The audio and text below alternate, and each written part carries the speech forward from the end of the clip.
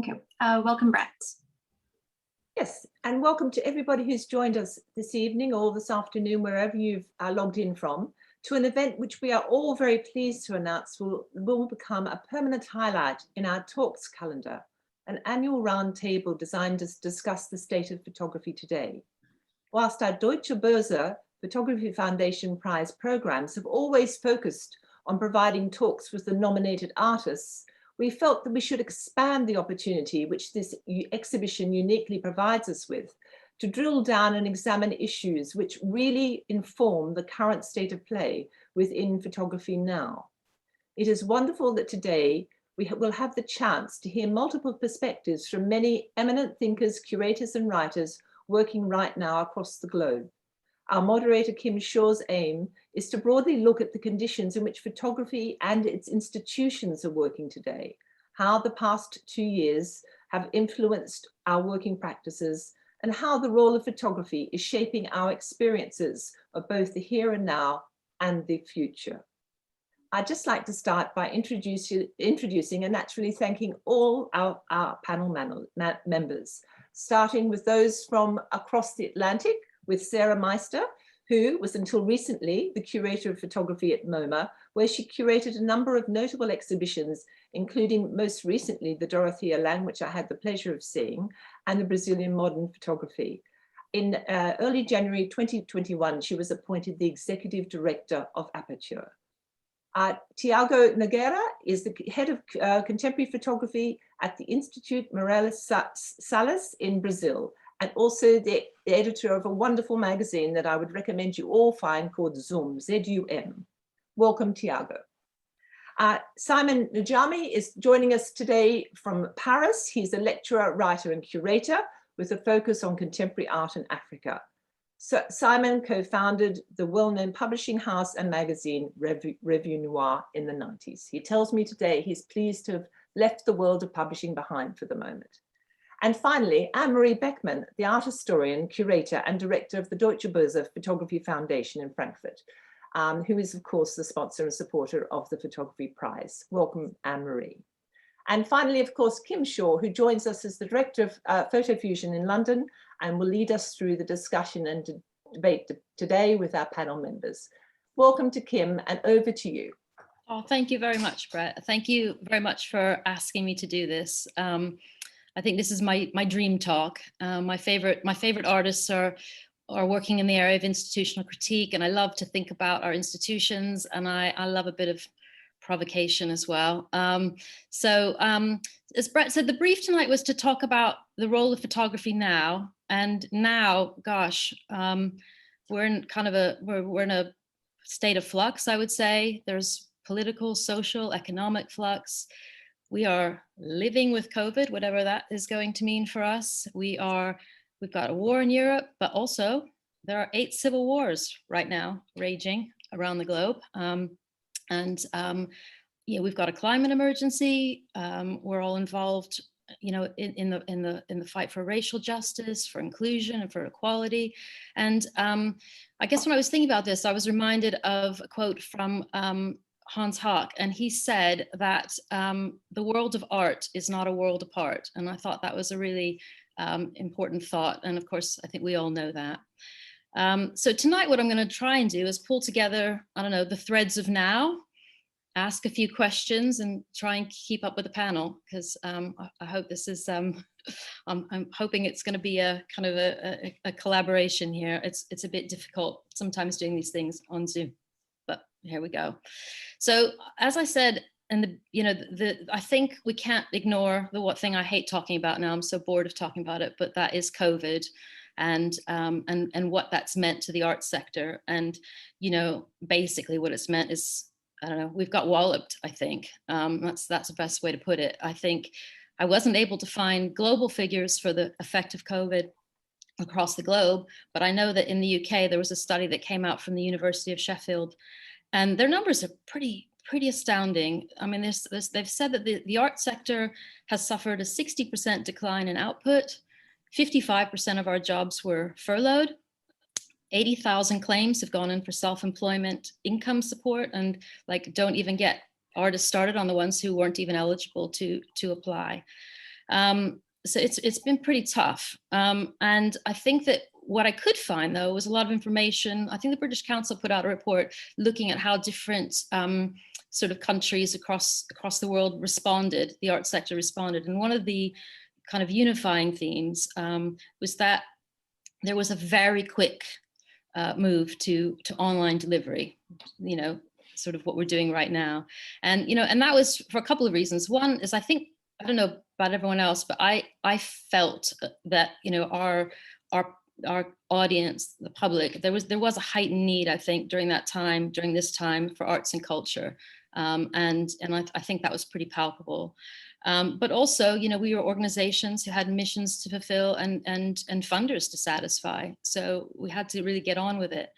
And so I'm going to start with the first question, which is about the extent to which that kind of COVID catalyzed move to online delivery, to what extent we think that kind of represents a permanent or significant change to the way we're going to do work. I mean, you know, did we reimagine ourselves, or did we rush into it? And do we think that we're going to start sliding back to the old ways of operating? And, you know, I think I'm going to start that question, I think, with Sarah, because we had a... I'm ready. Go. Or something. You know, it's interesting. I do, obviously the last 2 years have been filled with all kinds of trauma, COVID being one of them. And that initial quarantine moment in particular in the spring of 2020, I was working at MoMA at the time. And that feeling of like, what do you do? You know, everyone is locked at home in a more extreme way than most of us are experiencing now. And it's, you know, I did a talk with Sally Mann as a sort of connected to the Dorothea Lange exhibition because she was part of that. And it felt cathartic in some way. It was like, oh, well, here's how we're going to connect, you know, through across oceans, across even the street. You know, it didn't matter where you were. And, you know, I think we've all learned a lot about Zoom now and then. Now that I'm at Aperture, we're thinking about what does it look like going forward? Because I think there are some positives from it. There's a lot of fatigue that you were alluding to as well. One of our answers at Aperture has been the Aperture Photo Book Club, which we launched, which actually happens here in my living room for a small number of us, but is shared more broadly. And that question of sort of how do you help foster a sense of connection and community in a different way? And, you know, the little sort of talking heads thing is, you know, I think we'll be able to transcend that today, but it's a little harder.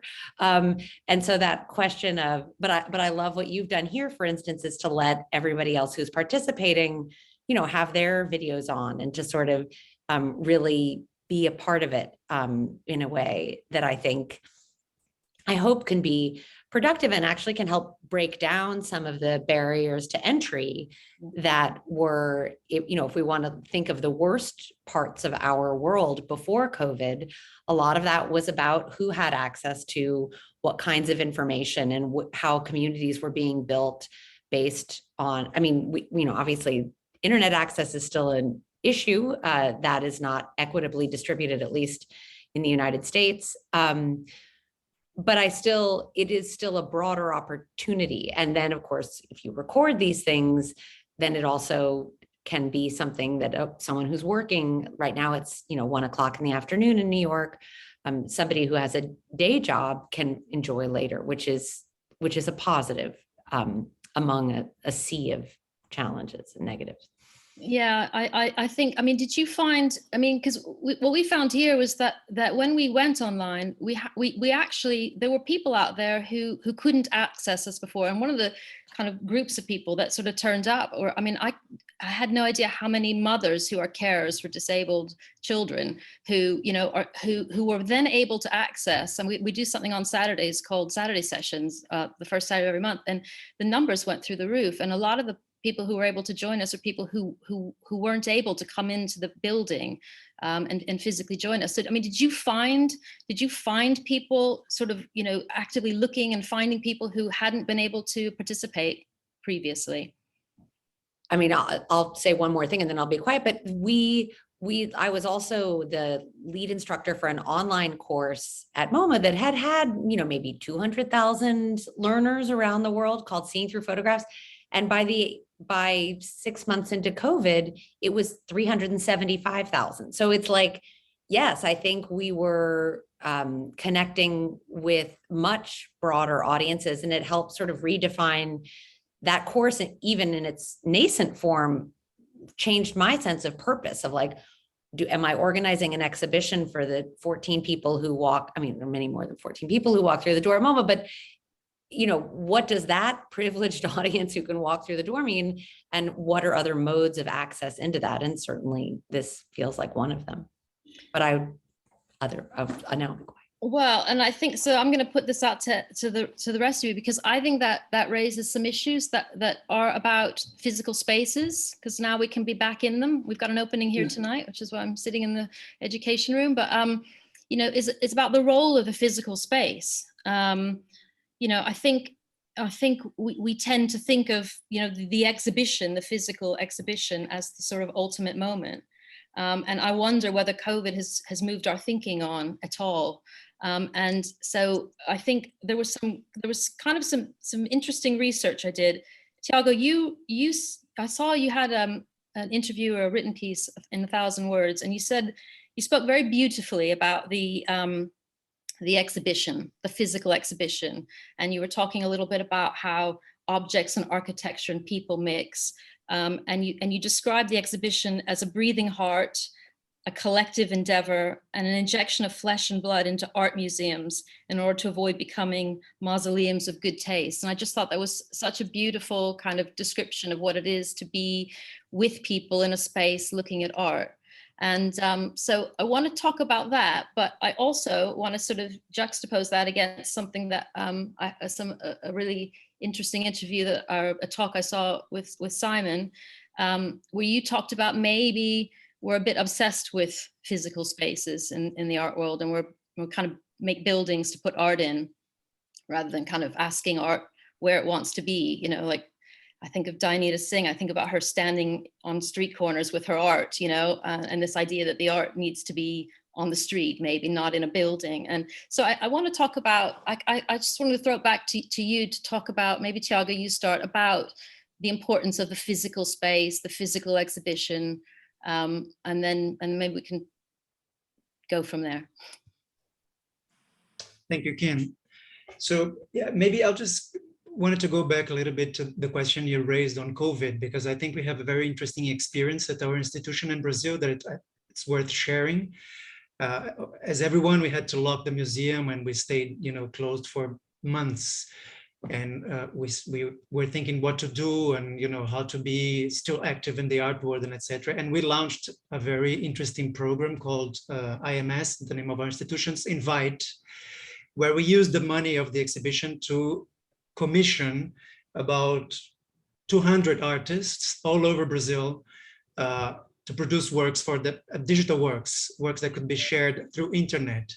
And it was one of our goals in this program to work with artists that were overlooked by art institutions, that didn't have any institutional representation, gallery representation, they didn't have solo exhibitions, that were actually overlooked by us. And it took us a lot of energy, to really go out, even not circulating and through, all social media networks and other people's recommendation, etc., to reach out to these people. But it was very fascinating for us and very challenging to do this wide research all over the country and realize actually how, how restricted we were with the audience, and also with the number of artists we were working on and we were looking and we were following, and how much diverse and how interesting and how fascinating and how booming the art scene in Brazil could be. And it was very interesting. I mean, even though we were having the most dramatic moment, because we had not only COVID, but the most terrible president around, I think there was for us, it was a moment of a big transformation in the institution, because we really realized that we were not speaking to a wide audience, that we were not representatively in terms of geography, demographically speaking in Brazil, etc. And all the curators, and actually the program involved even people that were outside of the curatorial departments to propose artists and to talk to, to reach out to people. So it was a big effort inside of the institution to really, really, reach out and say, we want to, promote what you're doing and help promote that, and of course foment that in many ways. So it was a beautiful program. Everything is online now, but it also made the institution rethink itself in terms of, who is its audience, who are we talking to, what are the boundaries of art, what is a museum in the 21st century, how do we redefine ourselves? It created in the institution a need also to rethink internally. And I think this is a big transformation that we're facing, not only in terms of having new representation in the artistic world and in our programs, but really rethinking internally the dynamics, the way decisions are made, who represents, who has the power inside institutions, and etc. So it's just an experience that I think will generate things in the future to come that are very interesting and very powerful. But that said, you were asking about physical. Yeah, I mean, I feel as much as online is very powerful and can lead to different things that we couldn't access with the physical space, I still believe a lot in the kind of concentration, dedication you have when you're inside a gallery. And I feel, I wish the galleries had like a mobile phone block, I don't know, something that could cut the signal so that people could really pay attention to the exhibitions the way we do in the movies, for instance, really concentrate, think, look carefully, and etc. But I was always very worried about, how institutions impose some kind of solemnity or, devotion to art that actually distance people more than get them, close and get them to act. So I was always thinking in projects that could, create some kind of new dynamics inside of the exhibition space that would either bring more contemporary and live works to the exhibition. I did a project a while ago with an independent media collective called Ninja Media, where they would live stream anything they wanted all around the protests all around Brazil inside of the exhibition. They had like the key to access all the screens of the exhibition and do whatever they want.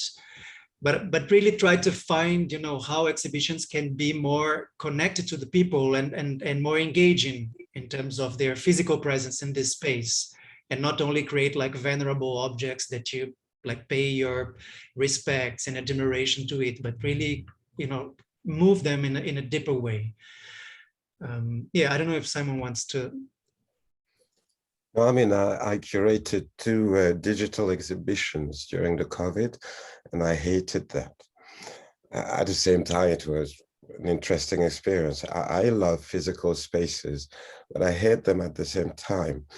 I think that one of the things that the pandemic gave us is a global sense of the world. At times, as a curator, as a writer, whatever, at times I may have the feeling that I'm talking to and with happy fews, and the notion of to whom are we talking and for whom are we doing what we're doing is something that is really critical in the way I sense those things. It might be in places, as all of you, I'm traveling the world, there are places where there's not such a thing as a museum. So when you want to show things, you have to find other solutions. And there are places where there are museums, but then who is attending the museum? Are they the specialists when we're doing a photography show? Who is coming? And how do we reach the others? What was interesting with the pandemic was that it was probably the only global thing. Even if we were looking at it from a very local perspective, at least we knew it was happening everywhere. So it gave us a sense of not only urgency, but communality, that we are the world. I mean, I'm not a good singer, so I'm not going to to give you the song. And I guess in that sense, it's always important, whether locally or globally, at least for me, to wonder to whom am I talking? And an exhibition is for me like a temple. An exhibition space is a temple. I've seen people going to Pompidou Center or Tate or whatever, with a kind of a sense of modesty, as when you used to enter a church, as if they would not belong. But one of the interesting thing, talking about the way we look at a nostril most of the time, is that there's this magazine in France who is most of the time making publicity, whether real publicity or publicity to exhibition, etc., etc. Here they are, no exhibition, nothing to publicize.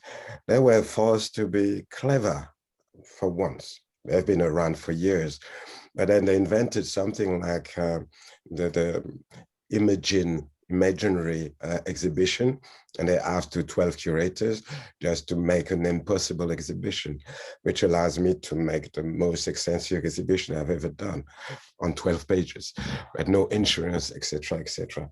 So I think that circulation is important, and topics as well.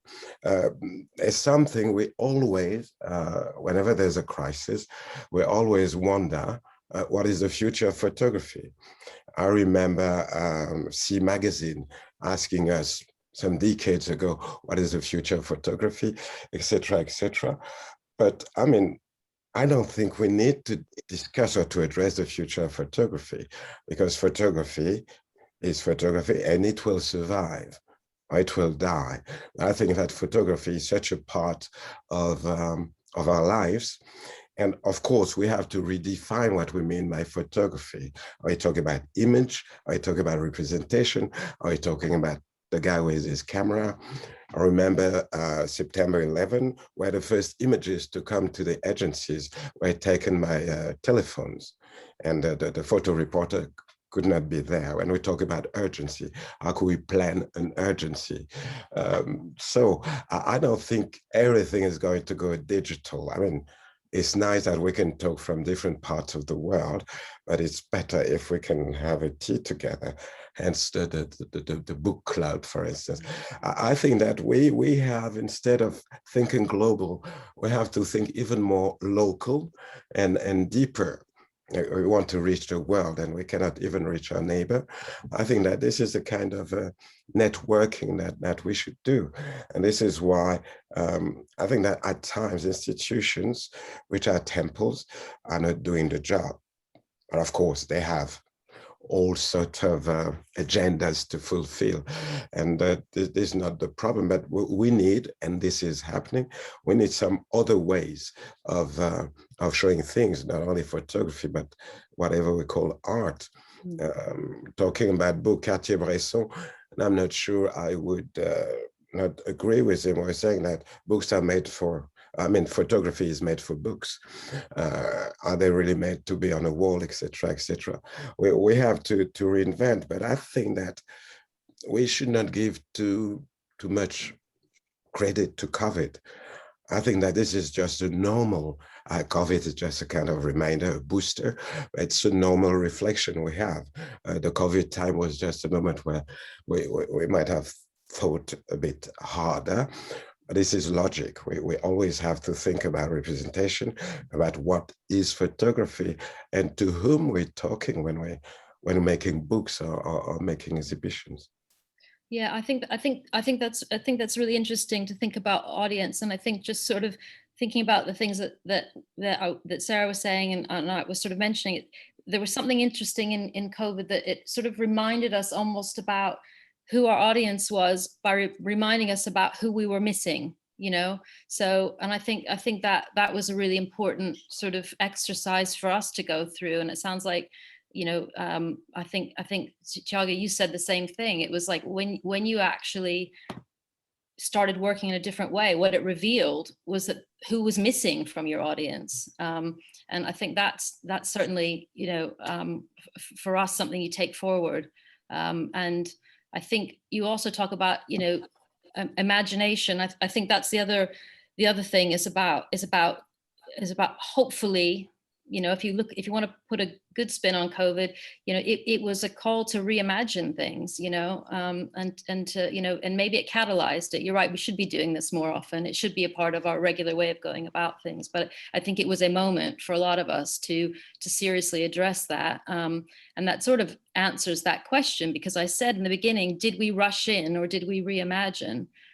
And so it sounds to me like there was a lot of reimagining going on. Anne-Marie, I don't know, because you had said we had a sort of you said that you were quite interested in this sort of tension between the physical and the virtual world, and sort of what it sort of means for the future of photography. I don't know if you want to add anything to what's been said. Yeah, well, thank you. Well, I think after the shock of, you know, being stuck from one day to another, I had just finished the last text or written the last words of a show that was supposed to be shown in Arles, and when the last word was written down, then it was like, okay, things will not take place. So that was the shock. And then I think we tried to develop all other kinds of you know, digital, so being an audience to other institutions, speaking and listening to people from different continents, which was also for me personally, you know, sometimes staying up until the middle of the night to listen to a talk in New York or wherever, but to speak suddenly, or to be able to listen to people who I'm admired or in whose opinion I was interested, it was suddenly possible. And on the other hand, we worked on, okay, how can we first of all make accessible, more accessible to different audiences, what we are doing, for, of course, also our collection. Speaking about audience, I must say we have the audience of our exhibitions are, of course, the interested public, but as our exhibition spaces are in a corporate building where 2,000 people come every day, and you know, when you enter, you stand in front of the first exhibition wall, so it's not hidden somewhere. So dealing with audiences that maybe not be interested in art or don't even come to the building to see art, but then you know, and activating them, inviting them, creating interesting, opening a door for their mind to be interested is something that I work on for 20 years since the beginning of the collection. But so we started doing, you know, making exhibitions accessible online, trying all kinds of formats, putting the whole collection online, which we had always had in mind, but we were never able to do. It's more than 2,200 works. And then, of course, it was funding artists, making young artists, because we are, you know, supporting young artists is a very important part of what we do. So from students, postgraduates, we're collaborating with Foam Talents, doing scholarships. So then, of course, speaking about urgency, you know, how can we help, you know, support them financially, make them create work with the limited, you know, space that they still can go to. And then we were, of course, also thinking about projects like the Foam Talents, where we're partly supporting, or the annual exhibition I do with students from an art school in Germany at the Goethe Institute in Paris. Last year, that was the class of Adam Brumberg. So what can we do? And then they created digital exhibitions. So something where I agree with Simon. I had an inner feeling of like, oh God, we have to. So, you know, it's not something you really desire to, but it was so fascinating to see, and to give them the chance to try out things technically, visually, and of course, you know, to collaborate, to be accessible. So the Foam Talent students would come, participants come from all over the world. They could all join to master classes, to online conversations, but also to the digital show. Everybody would have access. It's still a limited audience, of course, because not everybody is looking on online shows. And this is what the challenge I see now. Of course, you know, everybody's longing, and I am, you know, the aura of a physical object, being it the photograph or sculpture, is something that is not really replaceable. But the benefits we had from this accessibility, from this really new ways of collaborating, how can we, you know, keep those and in what was happening now? And for a while, everything was online because we had no other opportunity, no other possibility. Now we're getting back to, okay, shall we do it online, hybrid, physically, so this is a challenging time because we want to keep some of this, but we want to do what we did before. And this is interesting. And to see what the artists also, they love the accessibility and the internationality, but I know from the younger artists, they all long for showing somewhere their physical objects. Yes. There's just a short notice to go back or to continue on this digitalization, which is great. I'm always kind of trying to consider the world. I did a masterclass online with kids from Africa, from Latin America, from Europe, and the kids from Africa and some from Colombia were missing most of the time. Not that they were not there physically, but their network wouldn't work. And of course, those I really wanted to talk to who don't have a school, etc., are those who could not access properly the class. So yes, I always like to think outside of my box. I'm sitting here in my place. I have 3 computers open, etc., But I like to think not again to our local or routine audiences. It's like, how can somebody in Cape Town see what is happening in MoMA or at the photographer's gallery, etc.? And how can we start a more global dialogue about this thing that we call photography and that we call image? And I think that we have to go hybrid. We need some physicality, but we need also some tools that can easily travel and become tools for other than ourselves. Yeah, and I think that also feeds into the point about who's missing, because there's still people missing.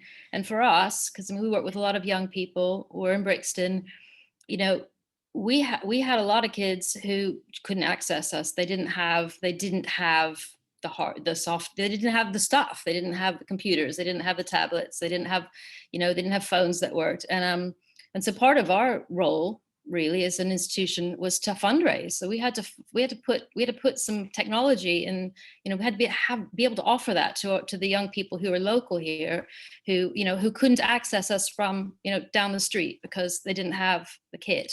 Go ahead, Sarah. I saw you. Well, I think the one other piece of this is something that Thyago and I, at least I know, spend a lot of time thinking about, but like, how does a book or a magazine form as another, I have become, well, I think all of us recognize there's nothing special about me, but photographs have circulated on the pages of magazines and books as a kind of third option between galleries and virtual. And this is part of the wonderful democracy of the medium. In other words, I did a Gordon Parks exhibition at MoMA, and we made sure that we put the magazine, Life magazine, in the gallery as a reminder that these precious prints on the wall, which do have an extraordinary aura and presence and that are worth a visit to see, to experience in person, but that millions and millions of people for decades and decades approached and understood this work from the pages of an inexpensive magazine. And like, that is just another option. I mean, of course, when I told my husband I was leaving the museum to go work for an organization that really circulated its messages through a printed magazine and books, he was like, that's a terrible idea.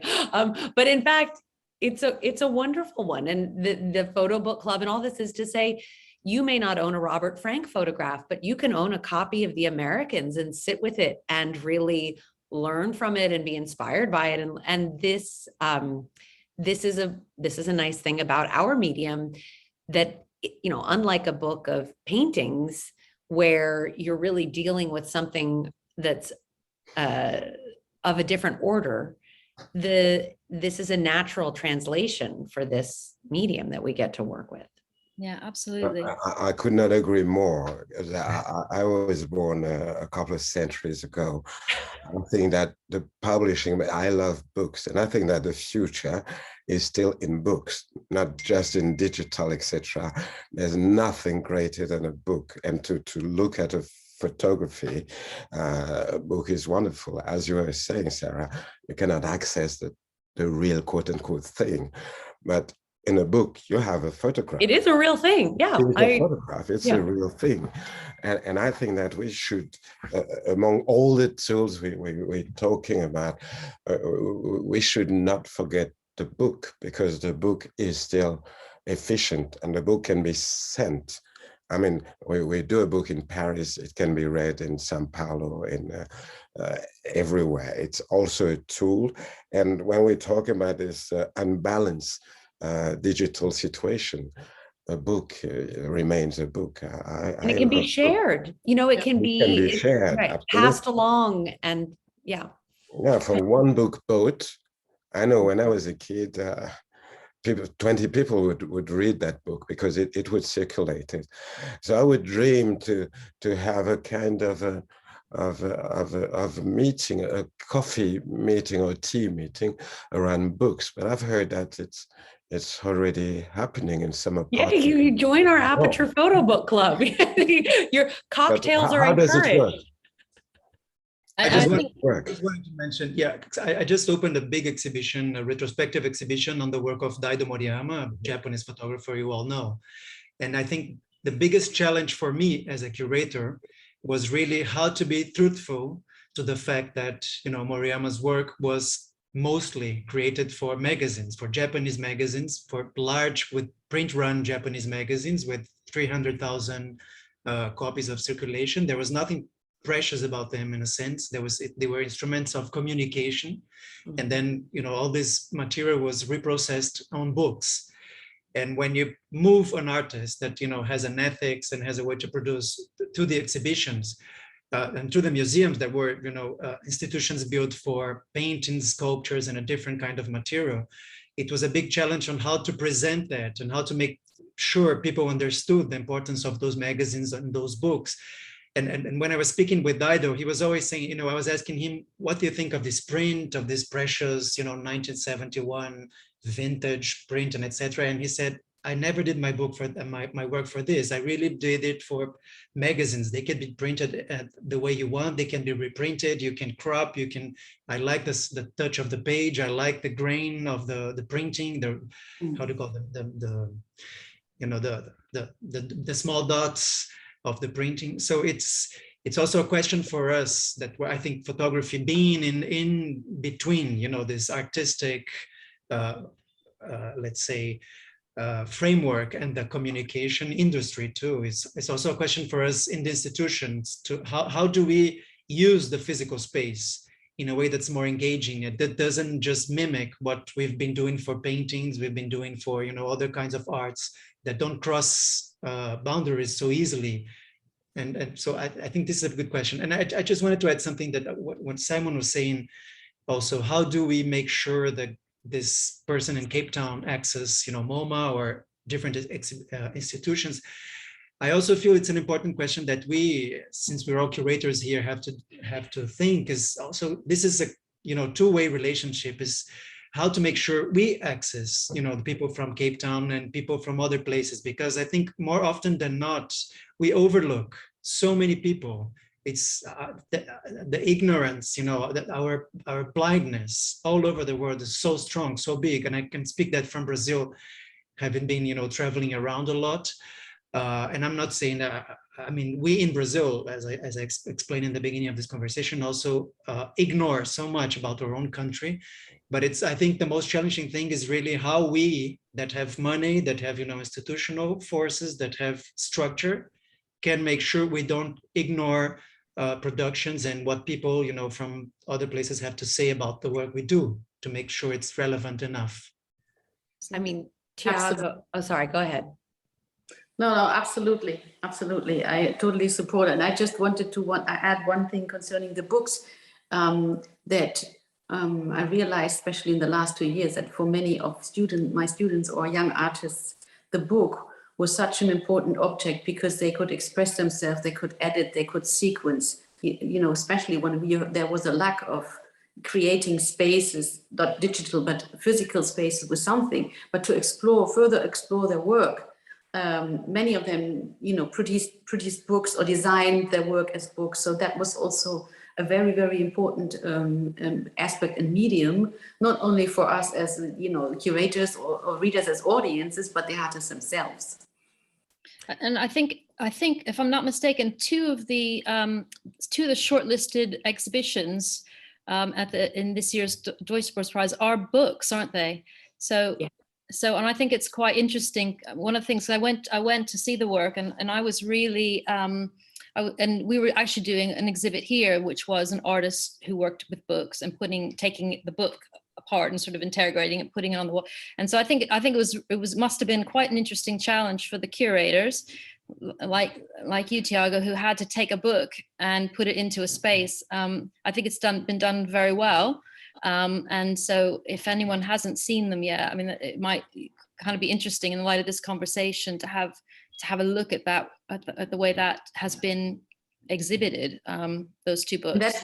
And that has shifted a lot. I mean, I've been on that jury for 18 years now, and to see how the books have played, more important role in the last, since then, is very interesting to see. I do wonder though, like whether are the books playing a more important role, or are we simply attending to them more as their own, like recognizing them for, as you're pointing out, Thyago, Dido Moriam, the books have always been, and for so many photographers, the books have been it, but it's almost like there's a feeling these days of like, what narratives are we missing, and how by attending to figures who maybe didn't have the opportunity to exhibit their works in major museums. Like my last show at MoMA was about these Brazilian, what I shorthand refer to as Brazilian modernist photographers. But the truth is they were amateurs, and like that whole idea of what I wasn't, let's just personalize it. What I wasn't attending to in the pursuit of something that seemed like a pyramid that had art at the pinnacle, and all of the other commercial and professional work and scientific and journalism and all and vernacular, all of that was somehow below. But the consequence of these structures and these hierarchies was that I would ignore amateur practices. So the Brazilian photographers whose names I had never heard of, there are dual biases at play there. One is the sort of geographic bias, the sense of like, oh, well, could it have been an original, how were we attending to these achievements that weren't coming out of Paris or London or Berlin?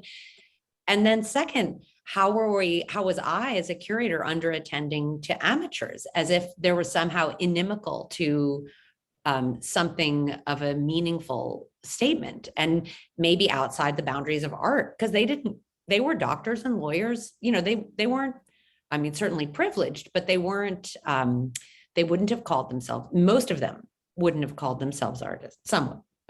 No, I could not agree more, because I think when we talk about photography, consciously or unconsciously, we talk about something that we have sacralized. We're not talking about photography, we talk about the way we look at it, the way we've seen it in museums, etc., etc.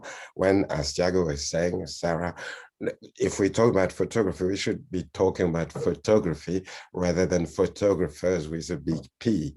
There was two amusing things with Malik Sidibé. Malik Sidibé always told me, I'm a worker. I do my things. I don't even select the images I print. My client select them. So I was really amused by what I called a misunderstanding when he was awarded the Hasselblad and the Golden Lion in Venice. I saw Malik in Venice. I was like, what the hell is this? All this contemporary thing, people taking pictures of skies, etc. So we are disregarding. And at the same time, we're playing the politically correct. I mean, I loved Malik, but logically, he was not for Hasselblad. He was not for Venice. So it's like we disregard, and all of a sudden and the last Biennale in Venice was another story. We disregard, and all of a sudden we want to we've been missing something. And we go back to square one, and we go back to play the simple routine. I think that photography is, first of all, I mean, people were publishing in magazine, people were doing it to give it to clients, people. And when we talk about photography, we should not forget all this. And when talking about an exhibition, what is remaining? I had to buy a house to put all the bunch of catalogs I have, because when the exhibition is done, what is left? A book, a catalog, things that can bring us back to the thing, if the catalog is good and if the book is good, of course, if it's sold properly. And actually the Deutsche Börse Photographers Gallery, we award a work and a book. They go together in that thing. I just wanted to mention, what Simon is saying is very important, because I feel books have an important role as an archive.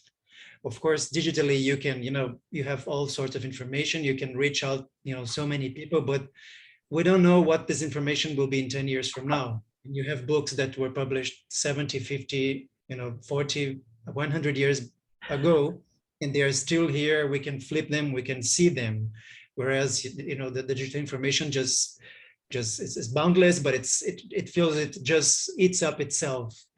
And I also feel that the photo books are very important as a democratic way for photographers who don't have access to galleries, to exhibitions, and etc., to showcase their works. They're much cheaper. For instance, I remember there is a photographer here in Brazil that was coming from the favelas in Rio. He was very low income class. He couldn't access any kind of gallery, anything. And actually he lost his job in a shoe store during the COVID.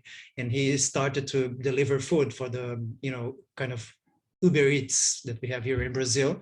And he started to photograph his routine and etc. And then eventually he made a book with a friend that was, designer or something, that helped him to make a book. And the book reached out to us in the museum, and we saw the work and said, well, that's absolutely fascinating what this guy, young man, is doing. And we established a relationship, we published his work, and we're trying to help in many ways. So I feel they also circulate in a way that, digital information doesn't really circulate. I agree. I mean, I think we're seeing a lot of I don't know, I call it artist books. I think there's a real freedom with books now. The idea that you can work with it actually as a three-dimensional object. You can create space within it, and you can use it as a way. You can use the structure itself to kind of further the idea or to resolve the idea. And I think it's a pretty exciting time actually for books. So I was, it was great to see a couple in the prize this year. I wanted to move on to talk about some other things. I think a few of you have mentioned, you used the word urgency, and I think that's the other thing that I'm kind of interested in. That's something else that's being fueled by now, things that are going on now, and but also by, again, digital technology. So I'm pretty old school. I still like the darkroom and stuff. So I can only take so much to talk about Photoshop and even Instagram and stuff. But I think the interesting thing about digital technology is that it has utterly transformed, I think, this medium's ability to deliver on urgency. And the idea, I started thinking about this a lot because I pulled together an exhibition of Ukrainian photographers in about a week, in March of this year. And this idea that photography used to be, or maybe still is, a bit sort of linked to time. So whether it's about shutter speed or how long it takes to process or to print something or to disseminate something, even philosophically, we think about photography as being, as carrying memory or freezing time. But this idea that we can now absolutely deliver on urgency because we can make and get work out there so quickly, I think is something really interesting, and something quite now. I'm seeing a lot of it. And one of the things I found that there was an interview with you, Sarah, in The Atlantic, where you talked about this, and you were talking about within the context actually of war photography. And you were specifically speaking about the images that are coming out of Ukraine right now.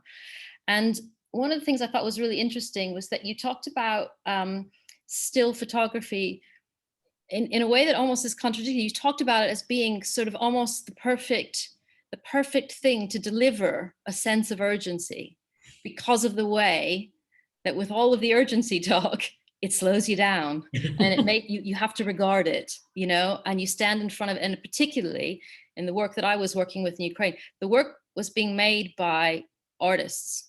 So their ability to work in that war zone and to make images, but to still have this instinctive idea about composition and lighting and, you know, all the sort of things that deliver, you know, the message and that slow you down, I thought was really, I mean, that was something I was really responding to. So when I read that interview, I thought it would be really nice to have you expand on that a little bit. Sure. I'll try. I think it's almost ironic or something that the more that we're flooded with images, and of course this has happened, you know, every 40 years or so in the history of the medium of photography. Kodak introduces the #1 camera. You know, there have been these destabilizing, you know, the handheld camera, the dry plate negative, these things, these evolutions in technology bring with them a broader opportunity and then a sense of, oh my goodness, what do we do with all this? What do we, you know, you do sense this, and it happens all the time, these flood of images that come in through Instagram, and that it's what I think is so magical about many photographers working today, thinking back to Dorothea Lange and others, is that capacity to help people slow down and really attend to whatever the urgent issue is also what helps differentiate between the gigantic flood of images, this ocean of images that we that have characterized the medium, even if it seems sort of quaint what that people called the flood of images in 1889. It felt real then. It felt like something again that needed to be reacted against, and I think that's what, to me, differentiates the photographers who I'm most interested in paying attention to now, are the ones who manage to both capture that sense of urgency or purpose of their work, but also give you something that helps you register it in a way that's different from a video clip or another more, or that just the ongoing flood on your Instagram feed or whatever it is. So it's subtle though. So, in part, I think what people look to critics and curators and writers to do is to try to say, here's what helps me, here are the things that I look to that help me attend to these issues more effectively through photography. And that's our sense of responsibility to the, because the medium, it is all of this. And yet in all of this, there are things that really rise to a level of attention that we, that is what interests me the most, at least. Yeah. I mean, we had a meeting in Paris some month ago or last year, because the Minister of Culture, France is still a kind of a... It's great. Yeah. So we met and they were like, photojournalism is dying, because the professional photojournalists, precisely regarding to this time, to this urgency, etc., are being replaced by other images, because papers, they just want the here and now. And this notion of time, what is going to last? How do we capture the essence of time instead of just doing snapshots? Was that the core of the thing? And the ministry organized a big, huge contest for 200 photographers. Each of them would have 15,000 euros. And it was for them to have the time to think of a post-COVID story. Of course, it was directed to French photographers, photojournalists, and young, etc. We awarded some 20 years old. I tried to avoid, this is also part of France, there were some photographers, I won't mention them, who really didn't need any help, but I apply all the same. So I've been against them, and only a few went by. But yes, why is photojournalism in the old tradition dying? Because I guess photojournalism is not considered the way it used to be considered. There's journalism in photo. There's not only photo, and there's this essence of capturing time, the flood of image Instagram that I don't have, I don't look at, etc., etc., dealing with another kind of time and space that is not necessarily linked to the idea of photography. And as this kind of work's being made, this sort of answer to, there's kind of an interesting initiative called Artcry, which I've been sort of following, which is this idea that we, that they would fund artists who had urgent work to make. And actually, as I was trying to work out what I was going to do with this sort of exhibition that I wanted to put on, and I realized that within my own institution, I even, and we don't plan that far in advance, but I couldn't accommodate it in the right amount of time. I had to go outside. It did make me start to think about, how nimble we are as organizations, how able we are to accommodate urgent work when we're working on long time scales, where maybe printing things, this sort of thing. And so I just wondered if anyone had any thoughts on that. I mean, I think, Thyago, we were talking a little bit about this and about the need to balance, work that can be made over the long term with work that can be accommodated, that's urgent and needs to find a space within an institution. Do you want to talk about that a little bit? Yeah, maybe. I think, we have been trying on the institution to have different platforms to make sure we respond to different things. So an exhibition usually is, let's say, the end of a long-term research that you would, really give a new understanding of a body of work and of a production, etc. And that takes time. That's not something that you just put up and it's done. And we have, so we're trying to balance this with other platforms like grants, magazine, online publication, etc., to make sure not only we attend to the urgency, but also we attend to different levels of complexities of photographic works.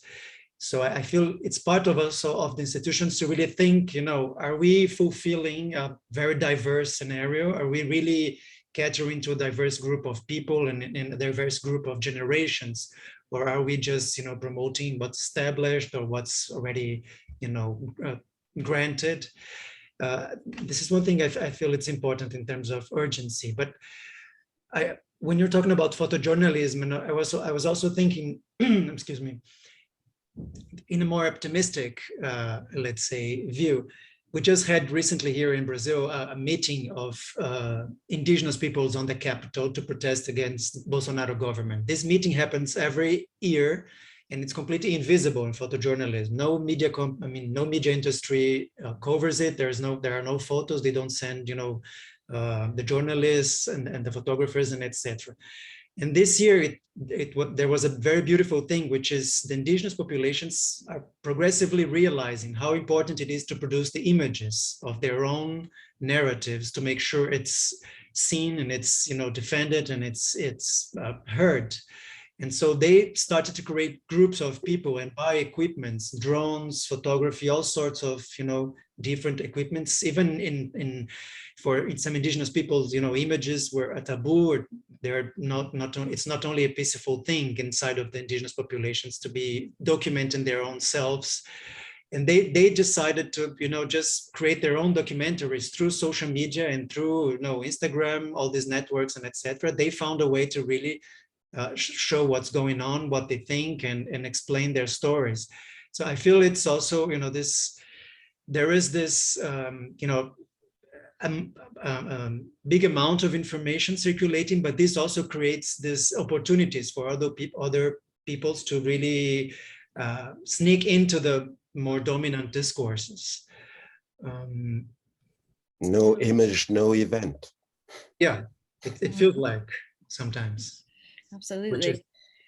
Now, Crazy. I've got through about 2 of my 7 questions. And I'm now looking and it's 7 o'clock and there are questions coming in. And so, Louisa, do you want to, I can see that there are questions coming in. Do we want to start asking questions from the audience, or what would you like? Yes, we do have a couple of questions and comments coming through that refer back to some earlier parts that you said around the book and magazine. Yeah, I'm going to go through them now, but there's a question here from Jonathan Damon, for instance. What do you feel about the handmade small edition, so 10 to 200 copies of the photo books that are very crafted, maybe niche, beautiful? I think maybe this relates also to your questions about circulation, your comments about circulation and access. Thyago, Simo, well, you all really spoke about it, so I don't know who would want to jump on that. I see a few of you are unmuted. Yeah, go. The one person who's on mute. I mean, I feel it's difficult to discuss things by their support, by their physical qualities. It depends so much, you know. As I was saying, there was this man from a community in Rio that needed to talk about his life and what he was living through the pandemic, that made this small book, very small print run, very direct printing. No, I mean, not a sophisticated book, but a very small print run, etc. Because he needed to do it.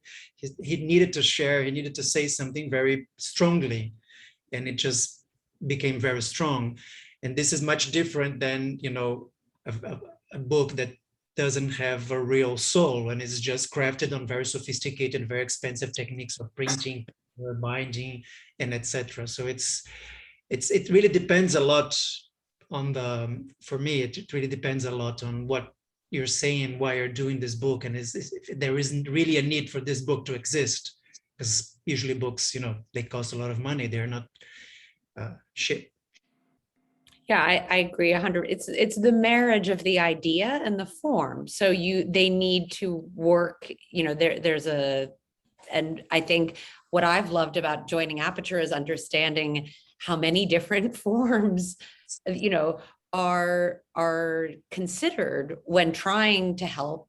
You know, some artists know what form something they want it to take.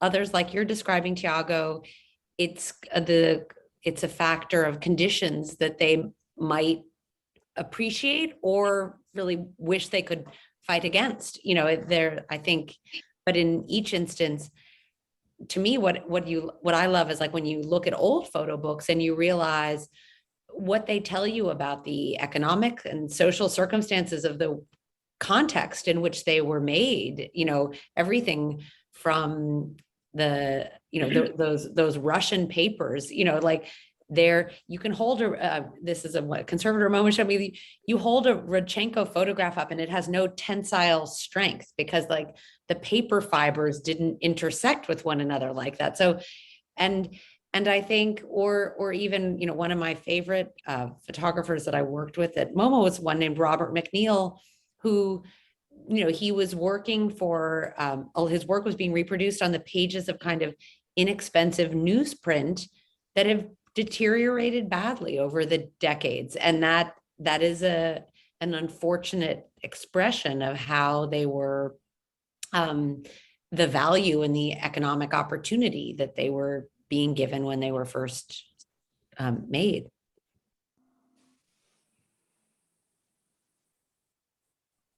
I muted myself. Yep, we're gonna 2 years of you're on mute. I just noticed there's another question that relates to that from Ella, and she's saying that that still most photo books are circulated among a relatively exclusive photography and art audience, and how do we engage photo books more with the general public and people? And I know that sort of made me think about when you were talking about the magazines, you know, the way people used to have sort of inexpensive access to beautiful photography.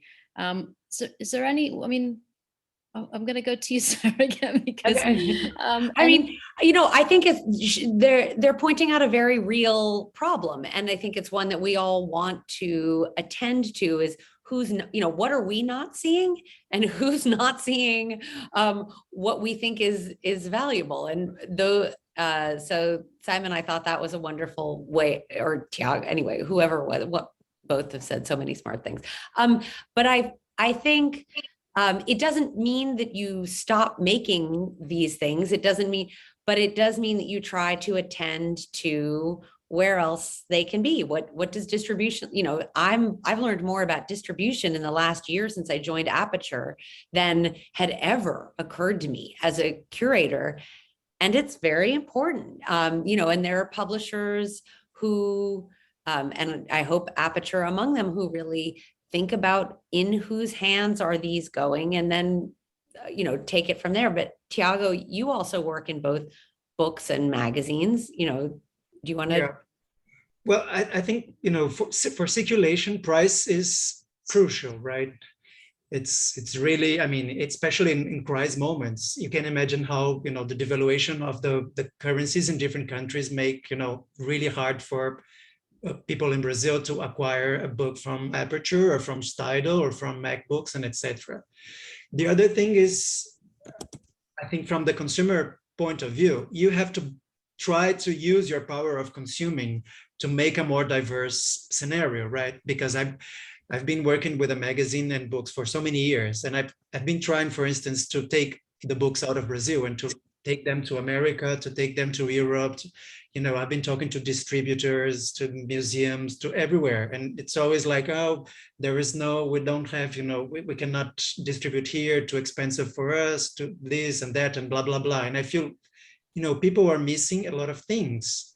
People are not seeing a lot of things. You know, of course, we receive here in Brazil Tidal's books, MacBooks, Aperture, everything. They're beautiful, they're wonderful, and I'm glad we get it. But I just think it also from, you know, the people who consume books, you need to think which books are not coming to me. What am I missing as an access? You know, and how you can with the money you have, with your wallet, to make sure you try to rebalance those markets. I shall make a distinction between the publishing company's books. I've been a publisher and I know what it means, and the institutional books. A lot of institutions have been producing this glossy catalog, but at the same time a kind of fanzine, very well carved, etc., etc. But that was costing, let's say the book was $30, the fanzine was $2.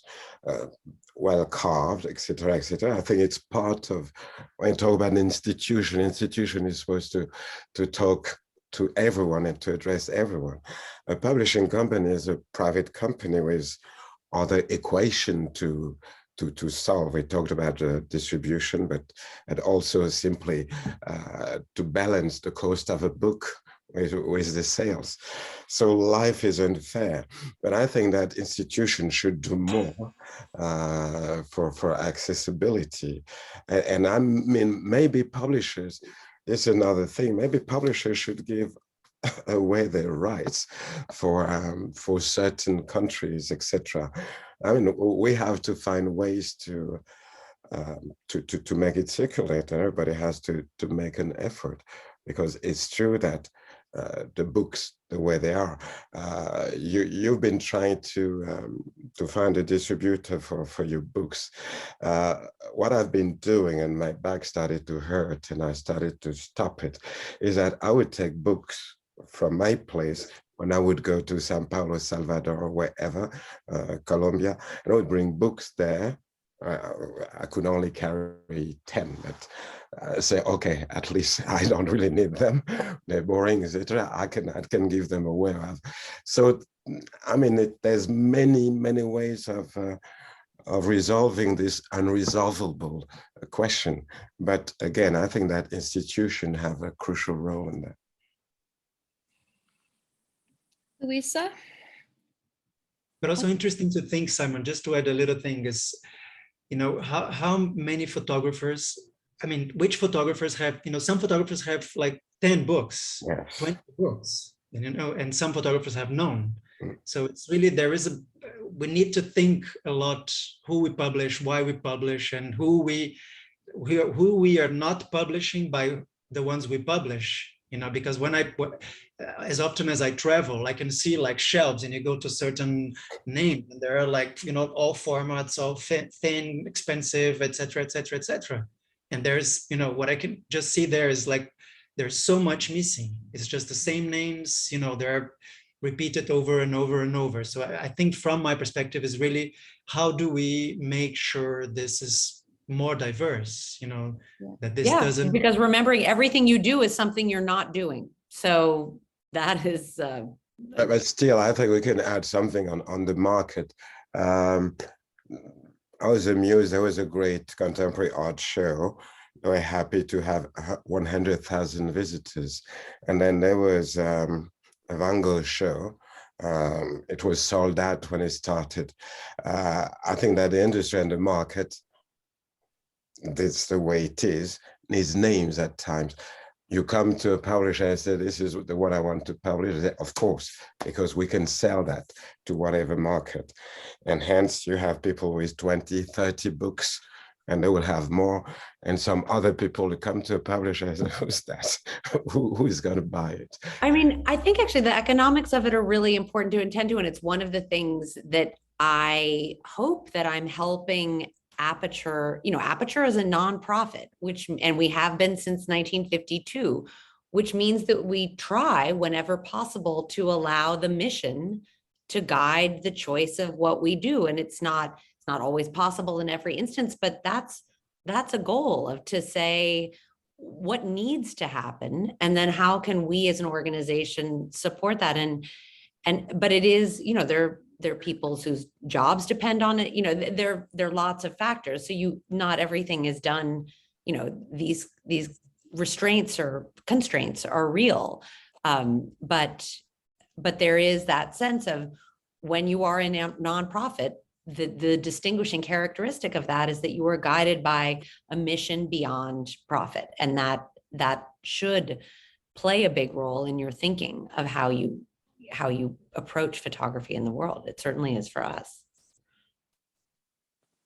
Well, I think, I mean, I know it's 7:15 now, and there's so much more we could cover if we had another few hours. And I would love it one day if we could do that, because I think this has been amazing. And I think what's quite interesting is that I introduced first the subject of COVID, because I really wanted to kind of get a sense of, you know, how imaginative we've been over the last 2 years. And I think you know, I think the things we've talked about are real. You know, these sort of approaches we've taken are real. And I find that really, that makes me feel quite happy actually, to think that you know, we didn't just sort of rush in and do what we had to do and now we're going to get back out again. But I thought we've really thought about things like who was missing before, who did we find during COVID? And, you know, and not just in terms of our audience, but we've just started talking about artists who were sort of missing from our sort of repertoire. But I also think it's interesting that after all that, we've wound up talking about books. There's something quite nice about that, isn't there? That we've come back to a physical object, and you know, so yes, the digital thing's happening, but there's still some things that I think capture our attention and that are kind of still kind of hold quite dear still. The physical objects. So I just want to say thank you to everyone. Louise, I think you might have had some closing thoughts. May I say something very quick? Yes, please. The problem with urgency is that we can't plan it. That's exactly right, and that's why, you know, when these that's why I think there's got to be a conversation about how that space exists. You know, that there's a plan for it. So, I mean, I thought I was pretty good at this because, you know, I've got my gallery free in August because I always have like a month in case something comes up that's really needs to get out there. And when I spoke to my contact in Ukraine, and I said, look, I could give you a space in August. I suddenly just thought, like, August, like that's too late, you know, and so. It was this, you know, sort of kind of scramble to try and go outside of the institution and find some way to accommodate this work. So I think you're right. It can't be planned, but maybe we can plan how to deal with work that's not planned. I don't know. I think there might be something that we need to do there. So Thank you for coming back to that, because we kind of just touched on that. So Louise, I'd love to keep going, but I know people have been told there. Yeah, no, thank you, everyone. I just wanted to touch on that. I think what Simon potentially is alluding to, or maybe what we're thinking about in a more nebulous way, is flexibility, because you can't obviously plan for the urgent, but if you can plan to do the best you can for the things that can be realized, maybe, and in doing that, maybe the structures are in place to be more flexible, more nimble, which I think is a word that you have used quite a bit, Kim. Yeah. We really don't know what else is coming, and even now, as we're trying to live through the different changes, it's interesting to think about what challenges and opportunities it will present in future. I think that that's as vague and as accurate as I can be about trying to encapsulate what was spoken about today. Thank you so much, everyone, for being here.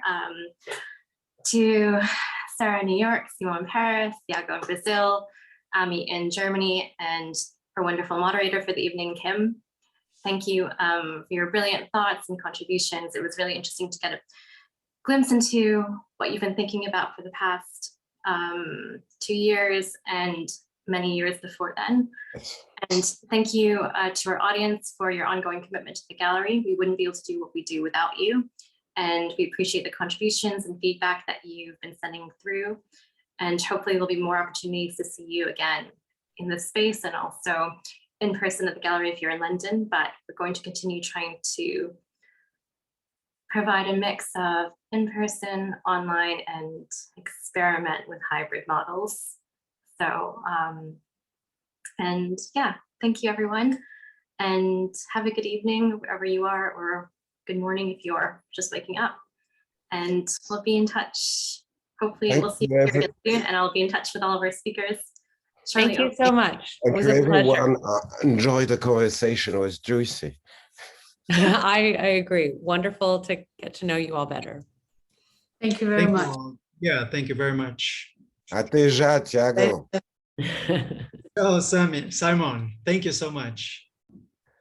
Ciao, ciao. Bye, ciao. Brett, ciao.